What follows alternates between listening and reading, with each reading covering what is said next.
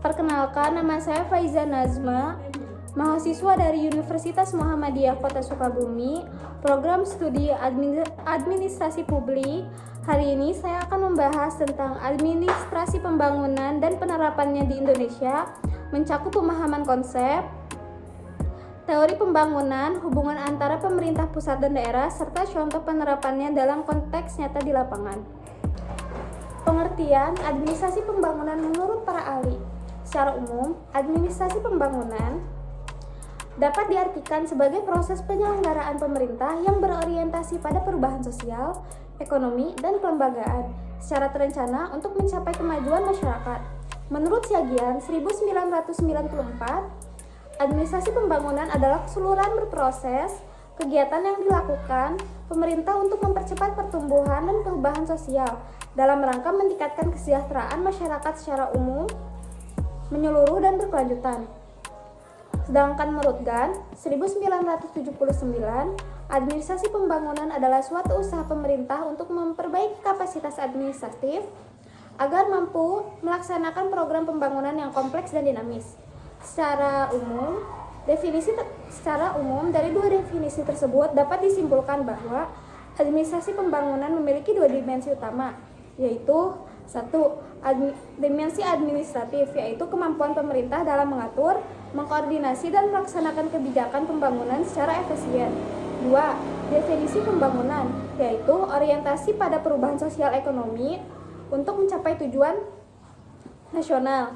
Perbedaan dengan administrasi publik biasa, perbedaannya yaitu administrasi publik cenderung berfokus pada penyelenggaraan pelayanan publik dan manajemen pemerintahan sehari-hari seperti pelayanan administratif, kependudukan, dan perizinan.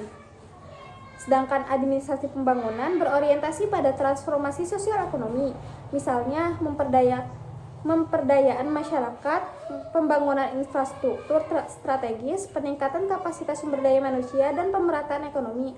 Contoh nyatanya kayak pembangunan Ibu Kota Nusantara atau bisa disebut juga IKN di Kalimantan Timur. Program ini tidak hanya membangun gedung pemerintahan, tetapi juga menata ekosistem sosial, lingkungan, dan ekonomi baru untuk mendorong pemerataan pembangunan di luar Pulau Jawa. IKN merefleksikan prinsip administrasi pembangunan, adanya perencanaan terintegritas, koordinasi lintas sektor, partisipasi masyarakat, dan keberlanjutan lingkungan. Selanjutnya, saya mengambil teori pembangunan berkelanjutan. Saya memilih teori ini karena teori ini paling relevan dengan konteks Indonesia saat ini.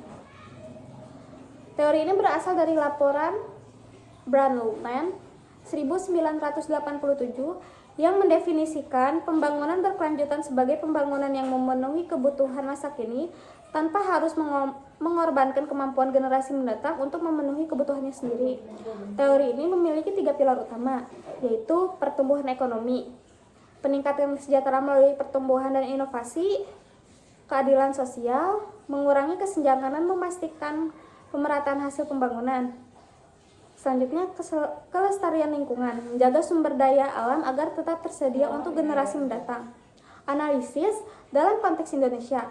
Indonesia telah mengadopsi prinsip pembangunan berkelanjutan ke dalam berbagai kebijakan nasional, misalnya yaitu RPJMN 2025 sampai 2029 yang menekankan transisi energi bersih, ekonomi hijau, dan ketahanan pangan.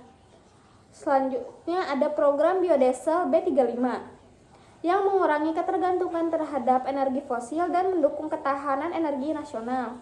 Selanjutnya lagi ada rehabilitas mangrove dan hutan tropis yang menjadi bagian dari upaya menekan emisi karbon. Selanjutnya ada kebijakan ekonomi sirkular yang mendorong efisiensi penggunaan sumber daya melalui daur ulang dan inovasi industri ramah lingkungan.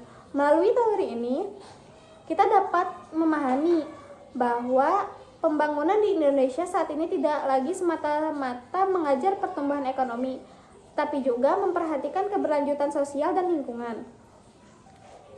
Perbedaan perencanaan pembangunan nasional dan daerah.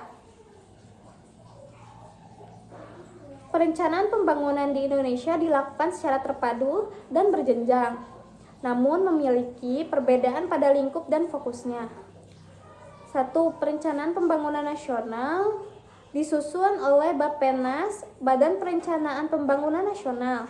Tujuannya adalah mewujudkan visi jangka panjang bangsa seperti dalam RPJPN 2005 sampai 2025 dan RPJMN 2025 sampai 2029. Sedangkan perencanaan pembangunan daerah disusun oleh Bapeda di tingkat provinsi atau kabupaten atau kota. Tujuannya menyesuaikan kebijakan nasional dengan kondisi lokal melalui RPJMD, Rencana Pembangunan Jangka Menengah Daerah, dan RKPD, Rencana Kerja Pemerintah Daerah.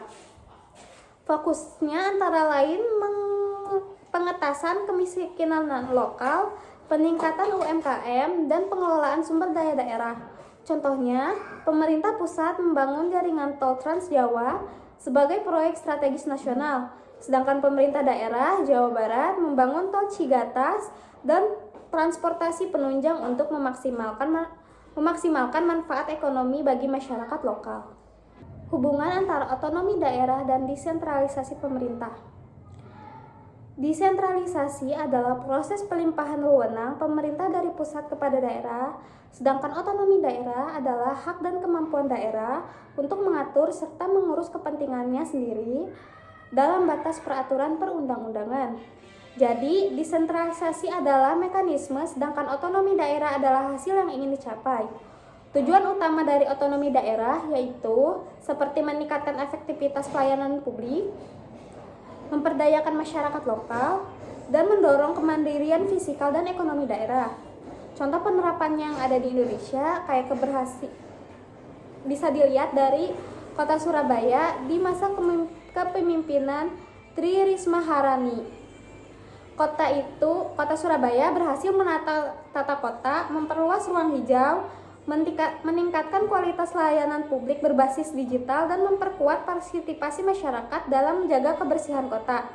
Hasilnya, Kota Surabaya mendapatkan banyak penghargaan nasional maupun internasional dan menjadi contoh nyata kota yang mandiri, inovatif, dan berdaya saing tinggi berkat penerapan prinsip otonomi daerah. Hubungan pemerintah pusat dan daerah dalam keberhasilan pembangunan. Hubungan antara pemerintah pusat dan daerah bersifat komplementer dan saling mendukung. Pusat berperan dalam penentu kebijakan makro, regulasi, dan pembiayaan.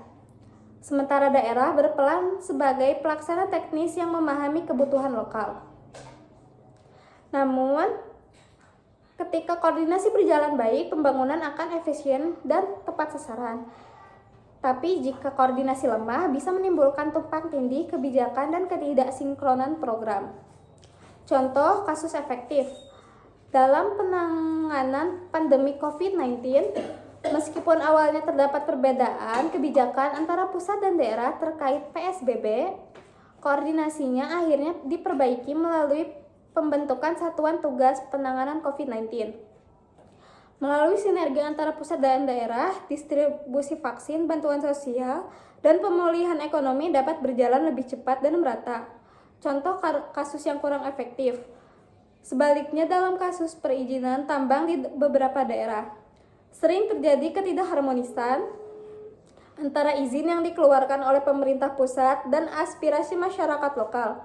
Hal ini menimbulkan konflik sosial dan lingkungan. Dari sini kita juga dapat belajar bahwa pembangunan tidak cukup hanya dengan kebijakan formal, tapi juga perlu komunikasi, koordinasi, dan partisipasi lintas level pemerintahan. Untuk pembahasan hari ini, saya menyadari bahwa administrasi pembangunan bukan sekedar konsep manajerial pemerintahan, tetapi juga sebuah sistem yang berorientasi pada perubahan sosial, ekonomi, dan budaya secara menyeluruh. Pembangunan yang berhasil membutuhkan administrasi publik yang kuat dan efisien, perencanaan yang terintegritas antara pusat dan daerah, partisipasi masyarakat, serta prinsip keberlanjutan lingkungan dan keadilan sosial. Sebagai mahasiswa, kita harus memahami bahwa pembangunan bukan hanya sekedar tanggung jawab pemerintah, tapi juga seluruh elemen bangsa melalui kolaborasi, inovasi, dan transparansi. Indonesia dapat mewujudkan pembangunan yang inklusif dan berkelanjutan bagi seluruh rakyatnya. Sekian dan terima kasih.